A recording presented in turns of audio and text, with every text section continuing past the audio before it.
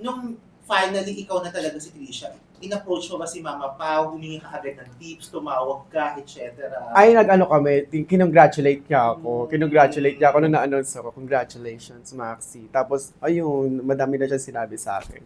No, hindi pa pwede i-share. Oo, hindi pa pwede, syempre. Oo. Pero ikaw, how did you prepare personally? Kasi yung Die Beautiful, sobrang laking project na. Correct, Tapos correct. musical pa siya. Oo, tama. Ikaw, paano? Mentally, physically, spiritually, lahat ng link. aspeto. Seriously. Correct. Ang dami kong dapat i-prepare. Siyempre, yung sarili ko kailangan kong i-prepare mentally kapag dumating na yung panahon ng rehearsal. Siyempre, physically, kailangan magbago ng lifestyle kasi kailangan kong doble kayod sa lalamunan ko, doble pag-iingat. Kasi madaming beses siyang ipi-play, di ba? Tapos madaming beses akong kakanta sa rehearsals pa lang.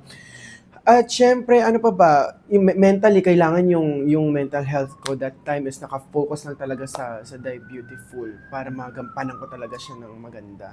First time, Maxi, to be in a theater. Mm-mm. This is your considered comeback? Mm-mm. Kasi nag-teatro ka na a Mm-mm. few years ago Mm-mm. bilang si Pagdadalaga. Correct. So how does it feel to be able to return to theater? Ang saya kasi kaya naging Maxi yung pangalan ko kasi gusto ko talagang i-sustain yung mga at gusto kong i-apply sa career ko yung mga natutunan ko sa teatro kasi iba yung disiplina eh.